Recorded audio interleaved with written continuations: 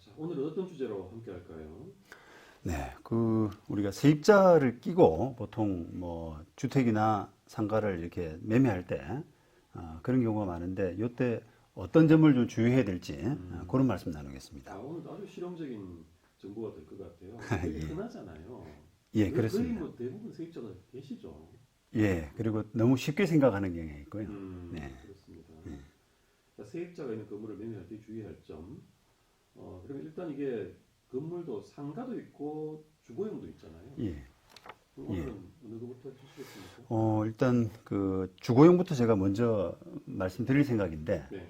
일단 이게 우리가 한번 그냥 머릿속을 한번 그려보자 그러면 세입자가 있는 뭐 아파트나 상가를 산다라고 할 때 보통 사람들이 일반적으로 생각하는 방법은 그 보증금을 좀 매매 대금이나 이런 데서 공제해야 되겠다 네. 이런 생각을 하시는 거고 그렇죠. 그다음 또 만약 기간이 있다라고 하면은 그 기간 동안은 내가 어떻게 들어갈 수 있나 또 기간이 끝나고 나면 또 내가 쓸 수가 있나 이런 생각을 하시지 않습니까? 네. 그래서 결국은 보증금이나 차임 그 부분과 결국은 기간 음. 요 두 부분을 이제 생각하셔야 된다. 요게 이제 핵심인데 네. 그게 생각하는 것보다 좀 간단치가 않다. 네. 이런 말씀을 좀 드리고 싶습니다. 임차인 그 세대로 사는 사람이 있으면 이제 그 사람을 고려하면서 어떤 그 물건을 산다면 예. 원래 물건 주인은 임대인 거잖아요. 네, 네. 그 임대인의 지위를 승계하는 의미이기도 하거든요. 네, 그렇습니다. 그걸 이제 우리가 그 용어로 대항력이라고 하는 표현을 쓰는데 네. 세입자를 끼고 이렇게 사는 부분은 우리가 법적으로는 승계한다라고 하는 표현을 쓰거든요. 네. 그걸 이제 대항력이라고 하고 그 주택 같은 경우도 이 대항력 있는 세입자 이 부분은 대부분 뭐 대항력이 있죠. 왜냐하면 전입신고를 하시기 때문에 네. 그 전입신고 있는 세입자는 세입자의 지위, 임대인의 지위를 그대로 승계해야 된다라고 하는 그런 그 부분을 염두에 두셔야 되겠습니다. 네, 그렇습니다. 자, 그럼 이런 얼핏 단순해 보이는 그 거래인데 어떤 사기라든지 큰 피해가 생긴다는 거죠. 네. 이게 이제 그 임대인의 지위를 승계해서 세입자를 승계한다라고 이렇게 쉽게 생각을 할 수가 있는데 우리가 그 최근에 이제 일어난 사건들 이 보도에도 좀 많이 됐는데요. 이 사건들을 보면은 임차인을 끼고 이제 아파트나 오피스텔을 사는 과정에서 기존 임차인을 이제 월세 세입자로 알고 계약을 했습니다. 네. 그런데 실제로 나중에 알고 보니까 이게 월세가 아니라 전세 세입자더라. 아, 그래서 이게 어떻게 보면 사기인데요. 그렇죠. 이런 사기 사건이 꽤나 있습니다. 그 전세 세입자면 그 큰 금액의 보증금이 들어있을 건데 그만큼을 사실은 이제 먹튀해 버린 거 아니겠습니까? 네네, 그렇습니다. 이게 생각하시는 것처럼 구조 자체는 아주 간단하거든요. 예를 들어 보자면 아파트 가격이 이제 5억에 산다라고 할 때, 그 사는 사람이 알기로는 이 세입자가 월세 세입자, 다시 말하면 뭐 보증금이 5천만 원에 월 차임이 한 60만 원 정도, 이렇게 알고 그러면 나머지 이제 4억 5천을 지불했을 거 아니겠습니까? 네. 그런데 다 끝나고 나서 등기받고 나서 알고 보니까 실제로는 그 월세가 아니라 전세, 예를 들어서 뭐 보증금 3억 5천 이렇게 돼 버리면은 이 굉장히 금액 차이가 한 3억 정도가 나는 거죠. 이게 매매를 하다 보면은 실제 이제 세입자를 만나서 당신 뭐 전세 얼마 들었습니까? 물어보지 않는 경우가 참 많아요. 그렇습니다. 그러다 보니까 매도인 말 믿고 했는데 알고 봤더니 보증금이 그 얘기 있더라. 네, 매도인 말 믿고 또 계약서만 확인하고 네, 임대차 계약서만 그렇습니다. 그렇게 생긴 거죠. 자, 그럼 이런 경우에 이제 매수인이 큰 피해를 받지 않습니까? 네. 일단 보기는 봤는데 임대차 관계를 잘못 알고 샀잖아요. 네. 이런 경우에 이 아까 말씀하신 케이스에서 3억 5천만 원의 보증금 전액을 승계해서 부담을 지나요? 예, 이게 이제 실제로도 그 실무에서도 이런 질문들을 참 많이 해주시는데요. 네. 나는 내가 알기로는 보증금 5천짜리인 줄 알았는데 왜 3억 5천이라고 실제로 하더라도 내가 왜 그걸 책임을 져야 돼라고 이렇게 의문을 갖고 계신 분들이 많거든요. 네. 그런데 안타깝게도 이제 매수인 입장에서는 그 책임을 져야 됩니다. 네. 왜냐하면은 이건 법에 임대차 보호법 3조에 보시면은 그 양수인 주택을 양수한 사람 매수한 사람입니다.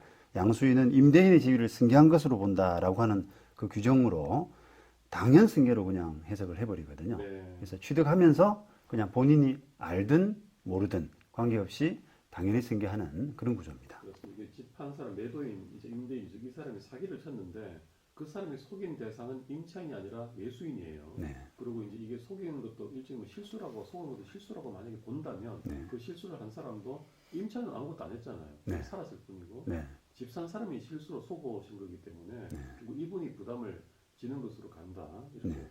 봐야 되겠군요. 예. 근데 어쨌든 새로운 집주인으로서 정말 난감한 상황 아니겠습니까? 네. 이런 사고를 이제 겪어버리면 이 피해도 쉽지가 않아요. 네. 매도인은 튀어버렸기 때문에 네. 네.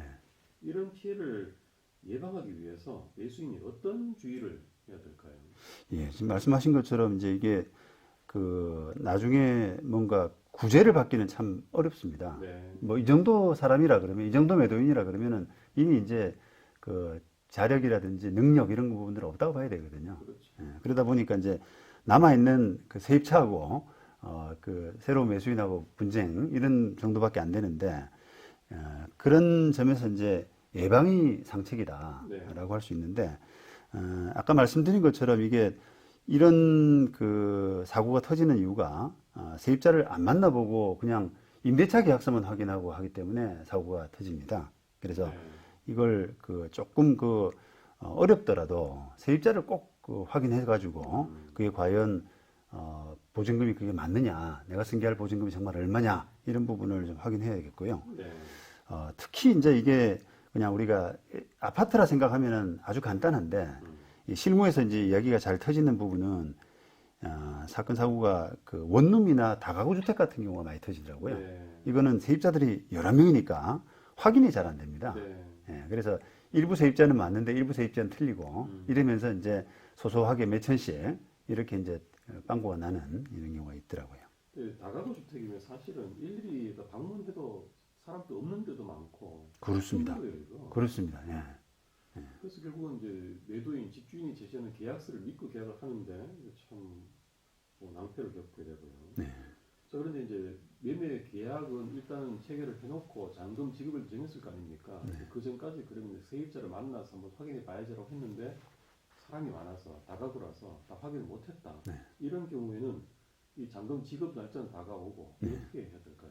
참 그때 조금 이제 난감해질 수밖에 없는데요. 네. 이게 그 뭐 보증금이 그 계약서대로 맞냐 틀리냐라고 하는 분이 검증이 되면은 못 주겠다라고 할 수가 있는데 검증이 안 된 상황에서 그냥 그 불확실하다는 측면만 가지고 그걸 그 매매 대금을 안 주게 되면은 자칫하면 계약 위반 문제가 생길 수가 있습니다. 계약은 또 날릴 수 있고요. 그렇습니다. 예. 그래서 조금 이렇게 찜찜하지만 보통은 그 매매 대금을 다 주고 이전 등기를 받는 이런 경우가 있습니다. 네. 그래서 그런 부분을 좀 방지한다 그러면 이 계약할 때 그 임차인 직접 대면을 통해서 보증금 확인을 해야 된다. 만약에 이 잔금 때까지 확인이 잘 안 된다면 그 부분만큼은 잔금 지급을 보류하고 등기받을 수 있다. 이런 정도로 특약을 좀 해두시면 좋겠습니다. 요즘에는 이제 굳이 방문해서 대면 안 해도 네. 매도인한테서 임차인들 전화번호 같은 거 좀 받아서 네. 달라고 양해를 구해서 예. 전화를 걸어보고 뭐 메시지라든지 이런 걸로 확인을 해봐도 되지 않겠습니까? 예, 맞습니다. 근데 이제 그 지금 우리가 상정하는 경우는 그 이 사기친다라고 하는 그 부분을 좀 상정을 하고 있기 때문에 짜놓고 하는 경우에 그 계약서가 혹시 번호라는 게 다른 또 그 공범들 그럴 수 있죠. 예, 이런 부분까지도 좀 생각을 해야 되기 때문에 가급적이면 만나는 게 좋을 것 같습니다. 네. 자, 그리고 이런 경우에 이제 임차인 보증금 얼마인지 확인을 하는 것이 안전하다라고 하셨는데 상가 건물도 있고 주거용 건물도 있습니다만 주거용 건물에서 이게 더 중요할 것 같아요. 예, 그 실무상으로 이게 이제 그 주거용 건물의 임대차는 보증금이 거의 대부분이고 네. 월세는 조금 작고요. 네. 반대로 이제 상가 점포는 월세 비중이 크지 않습니까? 네. 그러다 보니까 이제 사고가 터질 때 보증금 확인을 제대로 못해서 사고가 터질 때는 주거용 건물이 이제 훨씬 더 큰 사고가 나는 경향이 있더라고요. 네. 그럼 세입자가 있는 주거용 건물의 경우에 이거 외에도 또 주의할 점이 있다면요? 이제 뭐 보통은 이제 그 세입자 끼고 이제 주거용 건물을 살 때 그 일정 기간 이제 계약 기간이 끝나면은 내가 쓸 수 있나 없나라고 하는 부분들 그런 부분을 이제 예전에는 좀 가볍게 생각하고요. 네. 그냥 2년 지나면 만기되면 내가 산다 또는 재임대한다 이렇게 생각했는데 이제 법이 그 개정이 돼서 갱신 요구권이 인정이 되기 때문에 네. 갱신 요구권이 있나라고 하는 부분 그 부분도 조금 염두에 두시면 좋을 것 같고 전 임대인과의 관계에서 이미 갱신 요건을 썼나 안 썼나? 썼나 안 썼나 그렇습니다. 그런 예, 거죠. 예, 그런 부분들. 그다음에 또 혹시 이게 세입자가 임대차 목적물 그걸 훼손했는데 그 부분에 대한 책임 그게 이제 확인이 제대로 안 되게 되면 나중에 그 책임을 누구한테 물어야 될 거냐라고 하는 부분이 조금 애매해질 수 있으니까 네. 직접 가서 조금 보시고 문제가 있다 그러면은 그때 매매 계약 당시에 잔금 치르기 전에 조금 정산을 하시는 것이 좀 깔끔한 처리가 되겠습니다. 그렇습니다. 자, 여기서 퀴즈 하나 내드리겠습니다. 변호사님께서 직접 내주실까요? 예.